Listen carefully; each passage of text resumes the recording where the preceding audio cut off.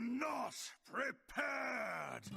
Welcome to the first top 5 with Kris 05 for the new expansion. In a few hours, a full week will have passed since the new expansion launched, and in this video I will show you what are the best performers so far. I'm gonna give you the mulligan guide for them, their win rates, and also I will check out what are all of the other working archetypes for all classes too, so stick around to the end. If you think what I'm doing is helpful, a like and a subscribe would really help. I'm happy to see that a lot more of you have actually started subscribing to the channel, so really big thanks for that. By the way guys, I've partnered with the site Out of Cards, and from now on I'm gonna leave the deck codes in the description with links to the deck guide articles I will be writing for them. So if you wanna grab the code for these decks, just click on the link and click copy from there, which should be easier for mobile players as well. It would be awesome if you also leave an upvote to the deck so we can actually go into the hot page. Thank you. Now let's check out the decks. Starting off with the first deck on the list, which has to be Owl Warlock, which seems to be the best performing new archetype in the new expansion. The whole reason why this deck is so good is because of the Homunculus Owl, and a lot of creators called this card a pack filler, if I remember correctly, myself included. I really do believe that this guy probably will be getting nerfed, given the fact it's a common, and Blizzard really loves nerfing commons instead of the actual cards that make that possible, but you know, 50 dust is 50 dust. I am assuming maybe Homunculus Owl is only gonna be starting to target minions instead of face, but time will tell about that one. Anyway, this is one of the best performing decks out there with an actual good amount of games into it as well. And really not much stands out from the standard list. We are having a Viper, so we can actually have better odds in the mirror matchups, but honestly anything else is just the standard Owl Warlock list. A ton of healing and sustain, a ton of removal, and a ton of card draw. For the matchups, as you can see, buff Paladin might be a problem for you, because you're gonna have a card time removing all of their big stuff. Big Demon Hunter can also be trouble, and Anaconda Druid is gonna be slaughtering you. Everything else is just very green for you, so climbing should not be an issue if you manage to get a hold of this deck. For the mulligan guide, here's what it looks like when you're going first. The weapon is gonna be essential for you because it basically unlocks you finishing the quest a lot faster. Depending on the matchup, a Viper would be pretty nice, Damson's pretty important for you as well, and you get some of your good early game cards as well. When going second, the situation is basically the same, but as you can see, Morg Artificer becomes a lot higher on the list as well. The deck is not that cheap, sitting at 4 legendaries, but we do have Talnos in here, who's actually a core card, so it's not really a legendary you need to craft. I do believe that something is gonna be getting nerfed for Warlock for sure, and it is gonna hit Owl Warlock as well, either passively or directly with the Homunculus Owl.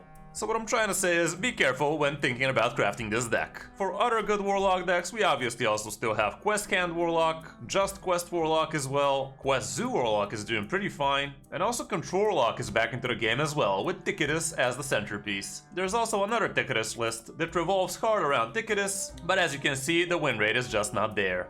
Next up, let's check out the other new deck for the expansion, Freeze Shaman. This is a very control-y Freeze Shaman list, and we also actually have Mutinous in here, so you can try and target some combo pieces for your opponent. Freeze Shaman feels really strong, and being able to board lock your opponent for so many turns is just insane, because you can literally chain your Snowfall Guardian and your Brilliant Macaw for 4 whole turns of Frost Nova goodness. And let's not forget all of the other single target freezes you have as well. It's a very powerful list, and you will be having a lot of wins with it if you manage to pick it up. For the matchup so far, as you can see, just Warlock is gonna be a big problem for you, but also Muzaki Mage is not gonna be too fun, and with Rogues it's kinda iffy as well. For the mulligan, when you're going first, Wild Paw Caverns is just huge, especially if you manage to do it with Lightning Bloom as soon as turn 2 when you're going first. Sleetbreaker is also pretty nice because you get to control the board while card drawing, and also surprisingly Snowfall Guardian is very high on the list, given the fact that you have to wait a whole 5 turns to actually play it. So I'm kinda skeptical about this being a great keep when going first, but these are the stats so far. Same goes for Mutinous, by the way, like, as long as you're not against something like I don't even know, some kind of quest deck, I don't really believe Mutinous has to be in your hand from turn 1. Frostbite is definitely insane though, and so is Windchill.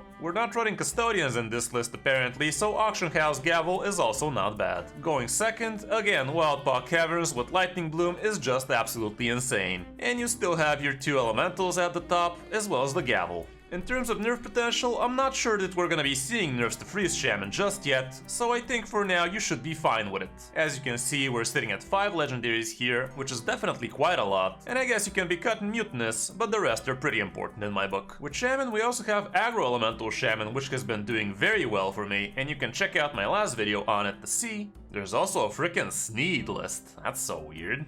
But also Bolner OTK Shaman is pretty good, as long as you manage to figure out how you should be playing it, because it's definitely not an easy deck to pilot optimally. Just Elemental Shaman is also doing pretty decent, like what the hell.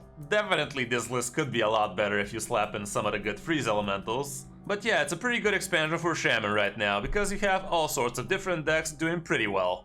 Next up, we have an old list with a lot of new cards included. Libram Paladin, which is literally one of the best decks out there right now. The new Trogs definitely fit well into the Libram package, and the new Stoneheart Vindicators also are pretty amazing, so you can fish out your good early game buffs. You also have Lightforce Carol, which I think is the best hero card so far, and I do believe it deserves a nerf, but the rest is basically the old cards. For the matchups, this is one of the most populated lists, so you can have a very good picture of what you should be expecting. Big Priest and Quest Priest are gonna be unfavorable because they can silence your stuff. Quest Rogue as well is not gonna be too great for you because they can bounce your stuff back to your hand. Bolner OTK Shaman can just kill you from hand, which is not a great thing for you, but the rest is very green. So climbing is really not gonna be an issue with this one.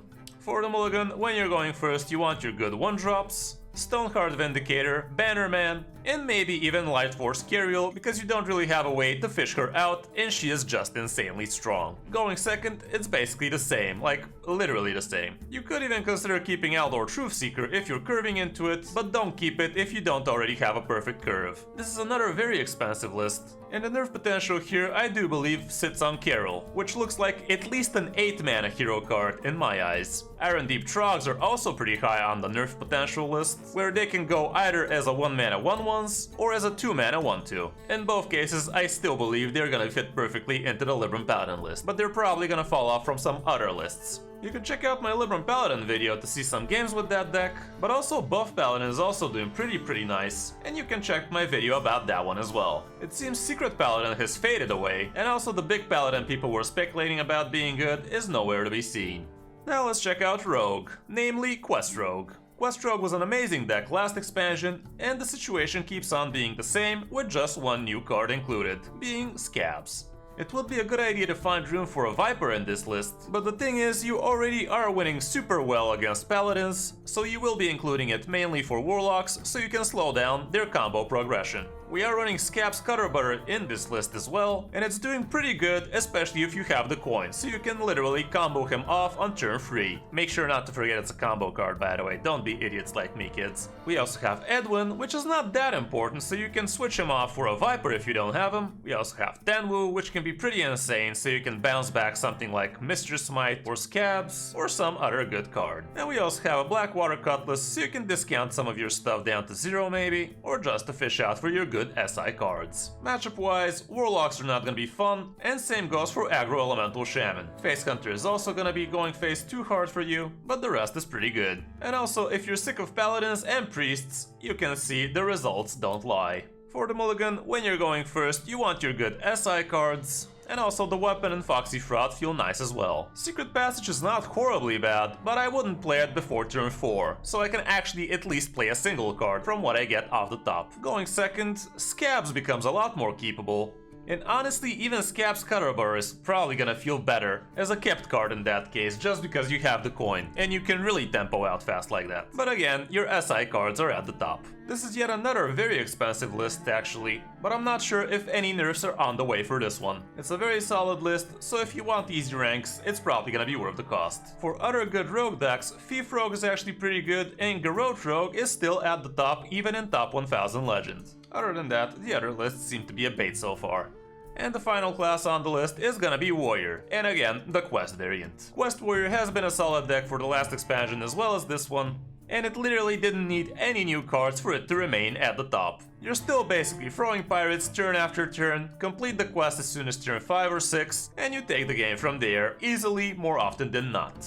I really don't need to talk much about the list because it's basically same old same old. You are running 2 Manda cannons, so you have easier time removing tempoed out Trogs early on. You also have Baraf, which is again same reasoning most of the time, and the rest is just pirates. Matchup wise, the bad matchups for you would be Paladins. But the good news is you're actually gonna be good against Owl Warlocks, which is huge. For the mulligan, when you're going first you want your good cheap pirates, and also the fast cannon here is not that bad, because as soon as you reach turn 3 or 4, you should be able to equip a 0 mana weapon and start swinging. When on the coin, even Mistress Smite becomes a lot more keepable, and I guess I can understand that reasoning, because he can be very huge as soon as Rokara drops. But again, cheap pirates are at the top. This is one of the more cheaper lists out there, and you can even cut down Barrow from it to make the price better. I'm also not sure if nerfs are gonna be coming for Pirate Warrior, and it's not that expensive to begin with, so you probably might be better off going with this one, but it's not gonna be that great for you for High Legend.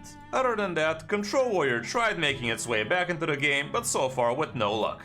That's it for the best 5 lists. Now let's check out what's the situation with the other classes. For Demon Hunter, Death Rattle Demon Hunter seems to be at the top, also Big Demon Hunter is doing fine, Quest Lifesteal is pretty good, especially in Top Legend, and we also have a Token Demon Hunter list. With Druid, it's still Drekthar Druid at the top, but at Top Legend it's not doing that amazing. Anaconda Druid is also doing fine, and Clown Druid is back in the meta as well. With Hunter, Face Hunter is doing pretty fine, and you can check out my video with it, but there's also a Beast Hunter that's actually doing better than average, so you can give that one a go if you feel fresh. For Mage, it's basically just Mazaki or Quest Mage, and the first big spell Mage is just above 45%. And with Priest, Big Priest is at the top for them, but not by much. Also Quest Priest is there, but all in all, it's not an amazing time to be a Priest player. So that's gonna be it for this video, guys. I hope this helps you figure out what you want to be playing with, and also what you will be playing against in the new expansion. Don't forget you can also hire me for some Hearthstone coaching, and we can reach even Legend with you. Thanks for watching, I'm Kris05, and I'll see you in my next video, or stream.